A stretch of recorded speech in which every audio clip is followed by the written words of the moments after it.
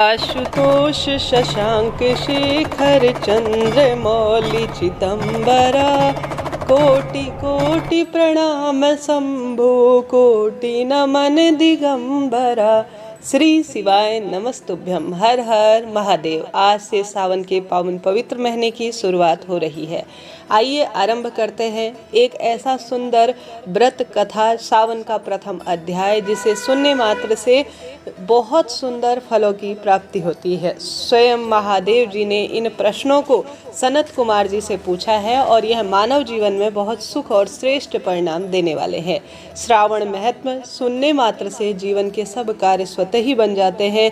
रोग व्याधि कर्ज दुख दारिद्रता का अंत होता है और मनवांछित फलों की प्राप्ति के लिए सावन महीने में आवश्यक रूप से श्रावण महत्म का अध्याय का श्रवण करना चाहिए। तो आरंभ करते हैं। मेरे साथ आप सभी भी कमेंट्स बॉक्स में हर हर महादेव जरूर लिखिएगा। जरा सा भी वीडियो आपको पसंद आता है तो लाइक करें, शेयर करें, सब्सक्राइब करें और अपने फैमिली फ्रेंड्स के साथ इसे शेयर जरूर कीजिएगा। आरंभ करते हैं प्रथम अध्याय। महादेव की जय, माता गौरी की जय। ओम श्री गणेशाय नमः।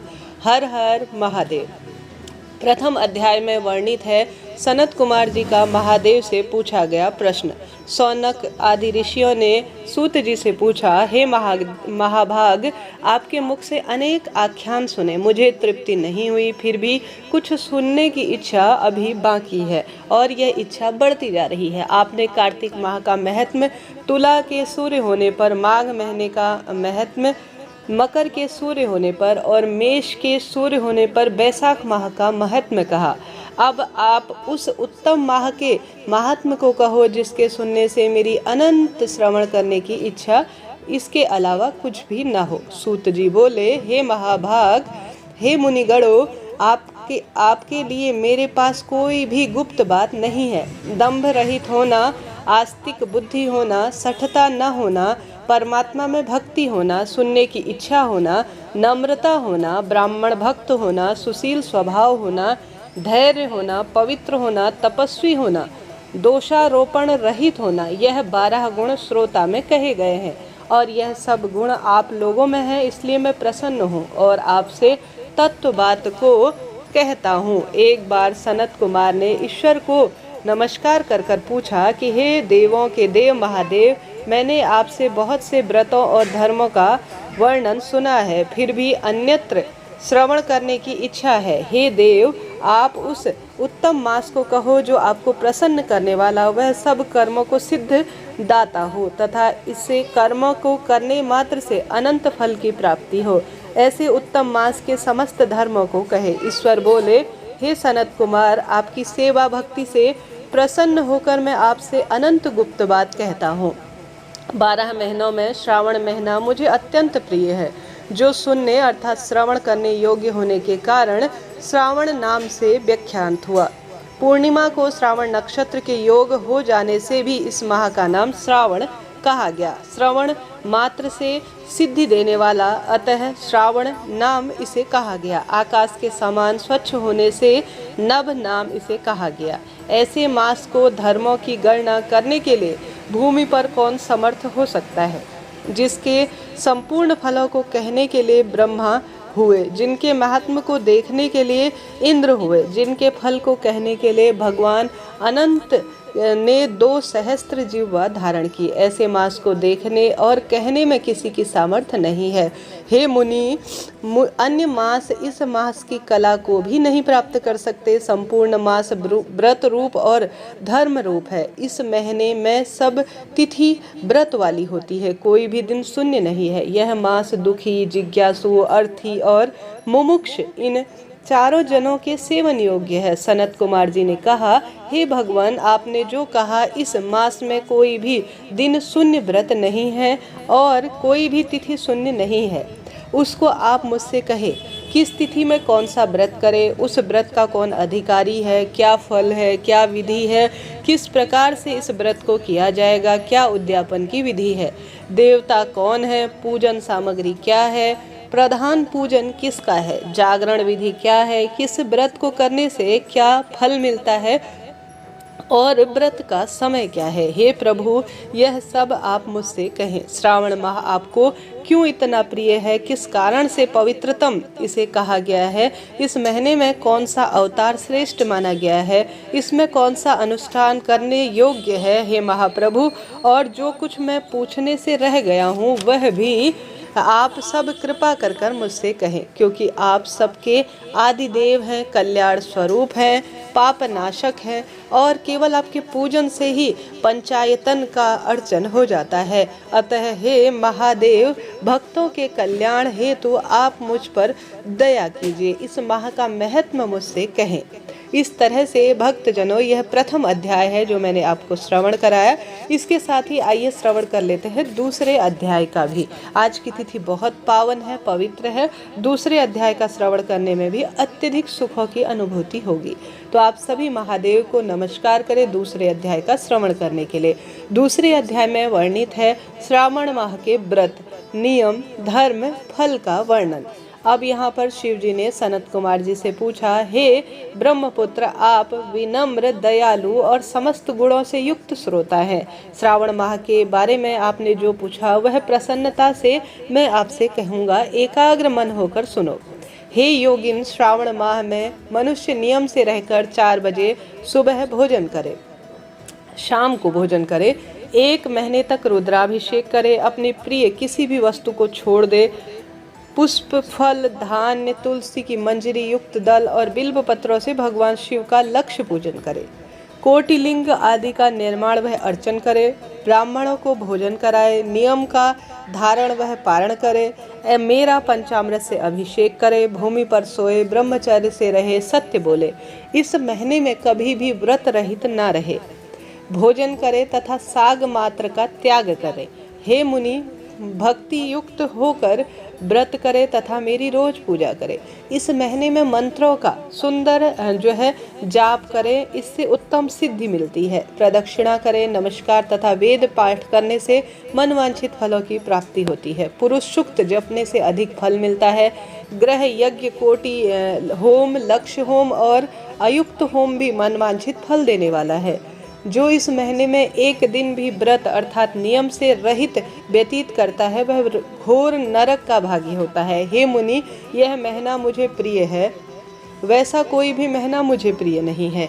हे सुक्तम, अब इस महीने में जो धर्म कहे गए हैं उनको भी मुझसे सुनो। रविवार को सूर्य का व्रत करे, सोमवार को अर्थात मेरी शिव की पूजा और व्रत करे। श्रावण महीने के पहले सोमवार से प्रारंभ कर 3.5 महीने तक होने वाले संपूर्ण कामना की अर्थ सिद्धि देने वाले रोटक नाम का मेरा व्रत होता है। मंगलवार को मंगला गौरी व्रत, बुधवार को बुद्ध का व्रत किया जाना है और साथ ही गुरुवार को बृहस्पति का व्रत करे, शुक्रवार को जीवंतिका देवी का व्रत करे तथा शनिवार को हनुमान और नरसिंह जी का व्रत करे। हे मुनि, अब इन तिथियों में होने वाले व्रतों को सुनो।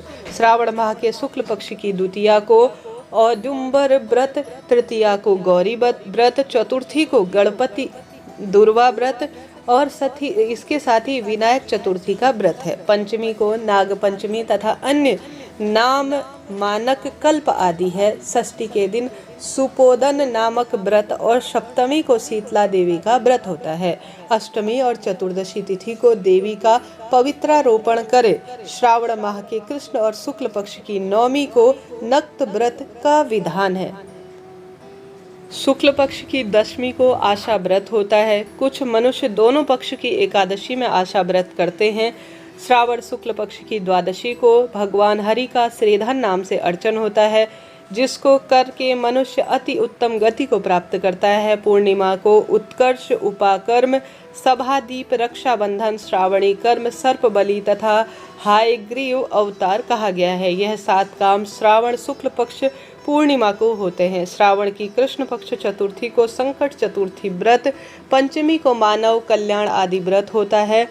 श्रावण कृष्ण पक्ष की अष्टमी को कृष्ण जन्माष्टमी का व्रत वह महोत्सव होता है। श्रावण की अमावस्या तिथि में पिठोरा व्रत होता है। इस दिन कुशोत्पाटना वह वृषभों का पूजन करें। श्रावण माह की सब तिथियों के अलग अलग देवता होते हैं। प्रतिपदा के अग्नि, द्वितीय के ब्रह्मा, तृतीय के गौरी, चतुर्थी के गणेश, पंचमी के सर्प, षष्ठी के स्कंद, सप्तमी के सूर्य, अष्टमी के शिव, नवमी के दुर्गा और दशमी के यम, एकादशी के विश्वदेवा, द्वादशी के भगवान हरि, त्रयोदशी के कामदेव, चतुर्थी के शिव, पूर्णिमा के चंद्रमा तथा अमावस्या के पितृ स्वामी कहे गए हैं। इस क्रम में यह देवता तिथियों के स्वामी कहे गए हैं। जिस देव की जो तिथि होती है उस तिथि पर वह देवता पूजन अर्चन करने योग्य है। हे मुनि, इस मास में सिंह राशि पर सूर्य के संक्रमण के दिन से अर्थात सिंह संक्रांति से 12 अंश 40 घटी बीत जाने पर अगस्त ऋषि तारा का उदय होता है। अगस्त ऋषि के लिए 7 दिन पूर्ण होने से अर्घ देना प्रारंभ कर देना चाहिए। श्रावण माह में सूर्य गर्भस्थित नाम से तपते हैं, उनका पूजन भी महीने भर भक्ति पूर्वक करें। हे मुनि, श्रावण माह में साग का त्याग करें, भाद्रपद महीने में दही का त्याग करें, अश्विन महीने में दूध का त्याग करें तथा कार्तिक महीने में दाल का त्याग कर देना चाहिए। हे मुनि, यह आपने अति संक्षेप में उपदेश कहा है। मेरे और भगवान हरि के प्रीत्यर्थ संपूर्ण व्रत करें। परमार्थ रूप से मेरे में और हरि में कुछ भी भेद नहीं है। जो मनुष्य इसमें भेद और कल्पना करते हैं वह नरक के गामी होते हैं। हे सनत कुमार, आप श्रावण माह में धर्म सेवन करो। आप सभी भक्तजन जानते होंगे, मैंने प्रथम और द्वितीय अध्याय इसलिए आपको एक साथ सुनाया ताकि आपको विदित हो कि श्रावण महीने में हमें कौन से नियम, व्रत, उपवास प्राप्त कर रहे हैं। अगर आपको जरा सा भी वीडियो उचित उपयोगी रहता है, तीसरे अध्याय को आप श्रवण मास में श्रवण करना चाहते हैं तो आप सभी कमेंट्स में हर हर महादेव लिखें और साथ ही कौन सी जो शिव अध्याय है, शिव चालीसा है, इनका श्रवण करना चाहते हैं तो वह भी मुझे बताइएगा। आशा है, उम्मीद है श्रावण महीने में पड़ने वाले व्रत उपवास की आपको जानकारी मिली होगी जो कि महादेव द्वारा स्वयं बताए गए हैं और इनमें आप अपने व्रत उपवासों को संपन्न करें। प्रथम और दूसरा अध्याय भक्तजनों यह श्रावण माह का समाप्त हुआ। अब आइए शिव स्तुति कर लेते हैं और भगवान शिव की आरती कर लेते हैं। ओम जय शिव ओमकारा, प्रभु हर शिव ओमकारा, ब्रह्मा विष्णु सदा शिव अर्धांगी धारा। ओम जय शिव ओमकारा, एकानन चतुरानन पंचानन राजे, प्रभु पंचानन राजे, हंसासन गरुणासन वृषवाहन साजे। ओम जय शिव ओमकारा, 2 भुज 4 चतुर्भुज 10 भुज अति सोहे, प्रभु 10 भुज अति सोहे, 3 रूप निरखता त्रिभुवन जन मोहे।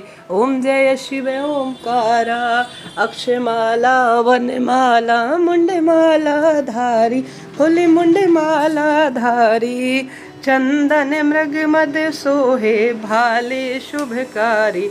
ओम जय शिव ओमकारा, श्वेतांबर पीतांबर बाघांबर अंगे, भोले बाघांबर अंगे, सनकादिक ब्रह्मादिक भूतादिक संगे। ओम जय शिव ओमकारा, कर में श्रेष्ठ कमंडल चक्र त्रिशूल धरता, प्रभु चक्र त्रिशूल धरता, जग हरता जग करता, जग पालन करता। ओम जय शिव ओमकारा, ब्रह्मा विष्णु सदा शिव जानते अविवेका, प्रभु जानते अविवेका, प्रणवाक्षर के मध्य में यह तीनों एका। ओम जय शिव ओमकारा, त्रिगुण स्वामी जी की आरती जो कोई नर गावे, प्रभु प्रेम सहित गावे, कहत शिवानंद स्वामी, भजत हरि हर स्वामी, मनवांचित फल पावे। ओम जय शिव ओमकारा। हर हर महादेव। स्वयंभू सबका कल्याण करे, यही प्रार्थना करते हैं। आप सभी नियमित रूप से इसी तरह से शिव महात्म्य सुनना चाहते हैं तो आप सभी कमेंट्स में हर हर महादेव लिखकर चैनल से जरूर जुड़े। महादेव आपकी सब कामना सिद्ध करे, यही प्रार्थना करते हैं।